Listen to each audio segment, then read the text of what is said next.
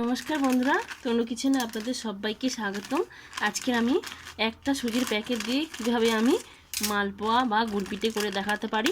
দেখুন, খুব সুন্দর 100% ফুলবে এই সুজিটা দিয়ে। প্রথমে আমি সুজিটা ঢেলে নিলাম, তারপর এই সুজিটাকে আমি হালকা এরকম জল দিয়ে, অল্প করে জল দিয়ে 10 থেকে 15 মিনিটের জন্য ভিজে দেব। এরকম এই যে মুরগি মাখানোর মতো এরকম অল্প জল দিয়ে এরকমভাবে ভিজে দেব। মালপোয়ার জন্য আমি প্রথমে শিরাটা বানিয়ে নেব। 1 বাটি চিনি নেব। এই বাটি মেপে আমি 2 বাটি জল দিয়ে দেব।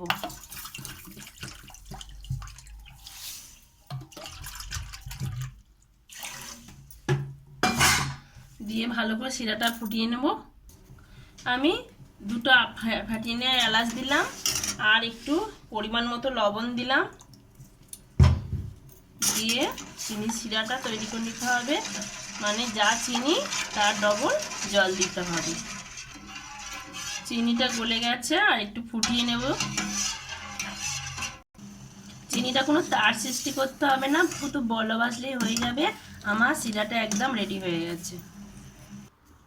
বন্ধুরা, এই যে আমি এতে যে ভিজে দিয়ে গেছিলাম যে সুজিটা, আমি এবার এই সুজির মধ্যে এই যে গরম অবস্থায় যে জলটা আমি চিনির শিরাটা করে নিয়ে আসলাম, এই চিনির শিরাটা এর উপরে দিতে হবে। দিয়ে হাত দিয়ে এরকম চটকে চটকে এই সুজির ডোটাকে তৈরি করতে হবে। আমি যেইভাবে দেখাচ্ছি আপনারা সেইভাবে যদি করেন, 100% আপনার এই গুড়পিঠে বলুন, মালপোয়া বলুন, এটা ভালোভাবেই ফুলবে। এই যে ভালো করে চটকে নিলাম সুজিটাকে, এই যে ভালো করে এরকমভাবে চটকে নিয়ে এই গরম অবস্থাতেই আপনাকে করতে হবে এরকমভাবেই।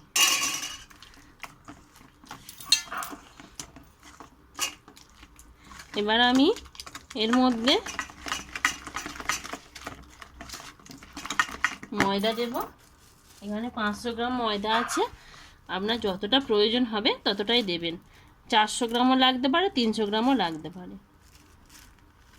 এরকমভাবে দিলাম, দিয়ে এই গরম ধীরে ধীরে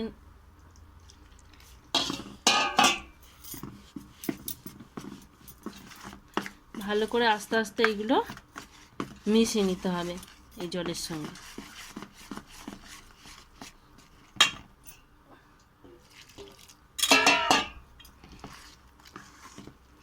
ভালো করে মিশিয়ে একটা সুন্দর থকথকে ব্যাটার তৈরি করে নিতে হবে। এটা কিন্তু গরম অবস্থাতেই করবেন। আরও একটু সব জলটুকুই দিয়ে দিচ্ছি, দিয়ে ভালো করে মাখিয়ে নিতে হবে, মিশিয়ে নিতে হবে এই জলের সঙ্গে। দেখুন বন্ধুরা, ব্যাটারটা আমার এই রকম ঘনত্ব থাকবে। আমি 400 গ্রাম ময়দা নিয়েছিলাম, 100 গ্রামের মতো ময়দা এই যে বেঁচেছে। 200 গ্রাম সুজির জন্য 400 গ্রাম ময়দা দিতে হবে। দিয়ে ব্যাটারটা একদম সুন্দরভাবে ফাটিয়ে নেওয়া হয়ে গেছে। একটু ভালো করে, বেশি করে, অনেকটা সময় ধরে 5-6 মিনিট ধরে এরকমভাবে একটু ফাটিয়ে নেবেন, নিলে খুব সুন্দর হয়। পুরো রেডি হয়ে গেছে। আমি এবার ভাজতে নিয়ে যাব। কড়াইতে তেল গরম করতে দিলাম। তেলটা ভালো করে গরম করে নিতে হবে, নিয়ে খুব গরম করলে হবে না, মিডিয়ামে রাখতে হবে, রেখে এইভাবে দিতে হবে। এই যে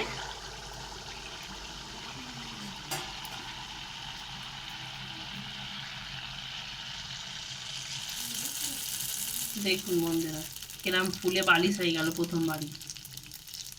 এইরকম ভাবে আপনারা যদি করেন 100% ফুলবেই ফুলবে। আমি যেইভাবে বানিয়েছি আপনারা বানাবেন, খুব সুন্দর হয়। এত ফুলেছে উল্টোনা যাচ্ছে না।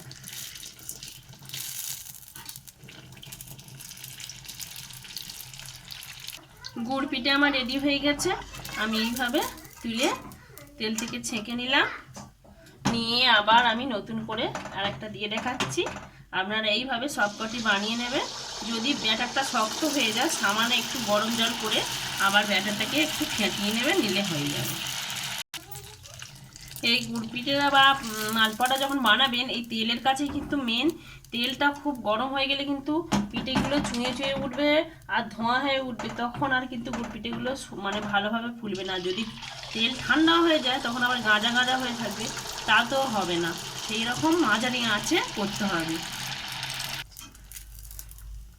আমার এতগুলো হয়েছে, এখনো অনেকগুলো বাকি আছে, সবকটা হয়ে গেলে দেখাচ্ছি।